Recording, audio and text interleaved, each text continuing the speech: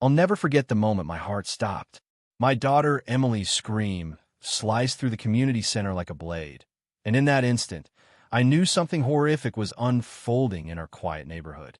How does a petty argument over standards spiral into an act so vicious it leaves a disabled teenager fighting for her life? I've asked myself that question 1,000 times, and the answer still chills me. It all started with an earthquake that tore our world apart. At 3:15 a.m., the ground roared, hurling furniture across rooms and splintering walls. By dawn, our street looked like a battlefield. Roofs caved in, sidewalks cracked like puzzle pieces, glass glittering in the grass. My house clung to life thanks to a single stubborn beam. Emily, my 16-year-old, was born with mobility challenges and relies on a custom wheelchair. That night, she was trapped in her room, a dresser pinning her door shut. I sprinted through falling debris, glass, cutting my feet, and yanked the dresser away just as the ceiling crashed down. We escaped with seconds to spare, dust choking the air behind us. Exhausted and terrified, we sought refuge at a community center, a rare building still standing. Volunteers handed out blankets, medics patched wounds, and families huddled in shock. Emily felt guilty for needing extra care, but I brushed it off. She's never a burden. My focus was her meds, her rest, and keeping her warm. But trouble was brewing. A few days later, the Homeowners Association, led by Linda Harper, called an emergency meeting. Linda was in her 50s, always polished, with sharp nails and a sharper tongue. Neighbors called her the dictator behind her back, and for good reason. She valued property prices over people. Before the quake, she'd nitpick anyone who didn't fit her vision of perfection. I figured a disaster would soften her. I was dead wrong. The meeting was tense, held in the center's auditorium amid piles of salvaged belongings. Linda stood at a table, papers scattered like props, and droned on about aesthetic standards while we sat in a war zone.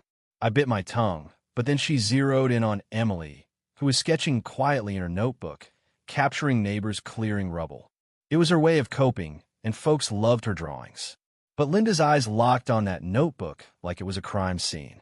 "What are you doing?" she barked, storming toward Emily, heels clicking like a countdown. Emily froze, pencil trembling. "Just drawing," she whispered. Linda snatched the notebook, flipping pages with a sneer. I stepped in, voice steady but boiling inside. "Please give it back. She's not hurting anyone." Linda ignored me, turning to the crowd. "This," she said, holding up Emily's art, "is why some don't belong in our elite community. Displaying limitations so openly drags down our prestige." The room gasped. A neighbor muttered, "She's lost it." I shook with rage, but kept calm. "You have no right to talk about my daughter like that. She's part of this community." Linda's glare was ice cold. "Part of it? All I see is an eyesore." She backed into a pile of broken cement blocks, debris from the quake. "We're rebuilding value here, not parading tragedies." I demanded the notebook again. Linda scoffed, tore out a page, and let it fall. Emily's eyes welled up, but she held strong. An elderly woman, Mrs. Carter, called Linda's BHVY, or shameful, urging us to focus on humanity. Linda spun on her, venom ready, but her hand grazed a jagged, 20-pound cement slab. For a split second, I thought she was just steadying herself. Then her grip tightened. What happened next was a nightmare. Linda's eyes blazed with hate, fixed on Emily. With a grunt, she hurled the slab straight at my daughter's chest.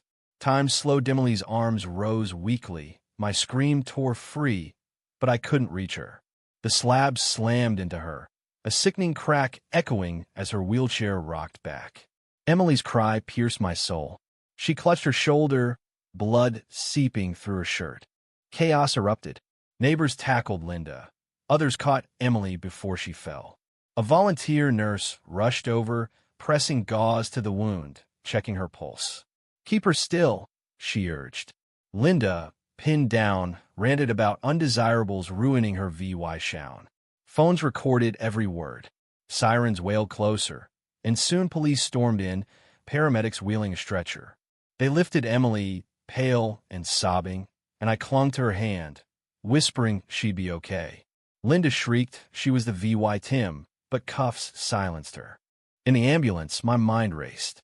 Emily was stable, but the fear of worse injuries gnawed at me. At the hospital, X-rays confirmed a shattered collarbone and bruised ribs. Surgery was needed. I sat by her bed, monitors beeping, apologizing for not shielding her. She tried to comfort me, voice weak. "Don't blame yourself, Dad. Guilt crushed me anyway." Word spread fast. Neighbors I barely knew showed up with blankets, food, even Emily's art supplies salvaged from our wrecked home.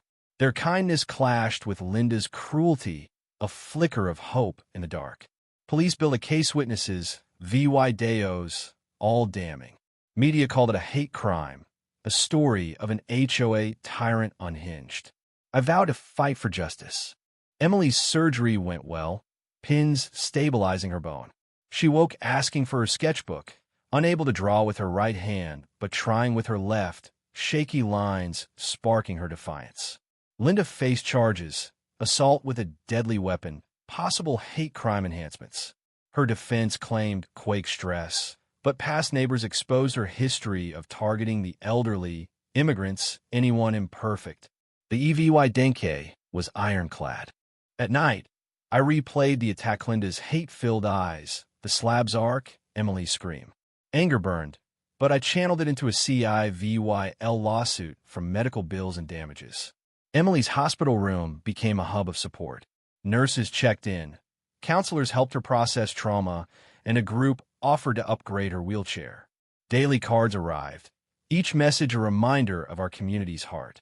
Emily was discharged to a small apartment, our home still unsafe. I made sure she was comfortable, but loneliness crept in. Linda, in custody, raged about a conspiracy, but her supporters dwindled. The trial loomed, and Emily insisted on testifying, determined to face the judge. In court, her soft voice carried fire, recounting the terror, the pain, the hatred in Linda's stare. The room hung on her words.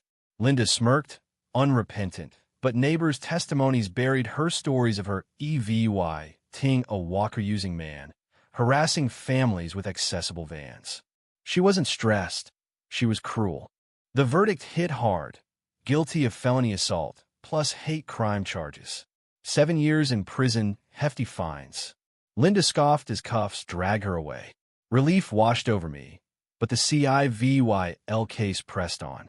We won a large settlement, covering therapy and equipment. It wasn't revenge, it was justice to protect others. Our old house was condemned, but volunteers helped salvage Emily's early art. She threw herself into therapy, scars a badge of Sir VY Val. The community, horrified by Linda, voted out the HOA's old guard, forming a board that valued people over perfection. They funded accessibility upgrades, ramps, braille signs, and launched inclusive projects like art murals and gardening clubs. I joined a committee ensuring no one like Linda could rule again. Emily's art shifted, now depicting resilience. A woman with a cane planting flowers, families under emergency lanterns.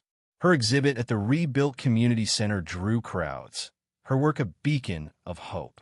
The slab Linda threw, kept as EVY Denke, was transformed by a local sculptor into a mosaic at the center's entrance, etched with, "From brokenness, we rebuild with compassion." It stood as proof that hate could be reshaped into unity. Emily's story reached a national disability rights group, and she spoke at their conference, her art slides MOVY-ing the crowd to cheers. At home, our new house, built with wide doorways and bright walls, felt like a fresh start. Emily's room brimmed with her sketches, and our rescue dog, Max, stayed by her side, sensing her need for comfort. Looking back, the quake and Linda's attack could have broken us. Instead, they sparked change. Cracked sidewalks became smooth paths. A cold HOA became a warm community. Emily's essay, Broken Surfaces, Where Hope Grows, inspired kids to start cleanup crews and fundraisers. Her voice rippled, pro-VYing hate doesn't win when people stand together. That courtroom VY Tory was huge, but the real triumph is our neighborhood today, kids learning kindness, neighbors helping neighbors, a center showcasing scars and hope. If Emily hadn't faced that slab, would we have rebuilt so strong? I don't know, but I know her spirit and our community's heart outshone the darkest hate. What do you think? Could Linda's actions ever be excused by stress, or was her hate always lurking? Should HOAs have less power to prevent tyrants like her?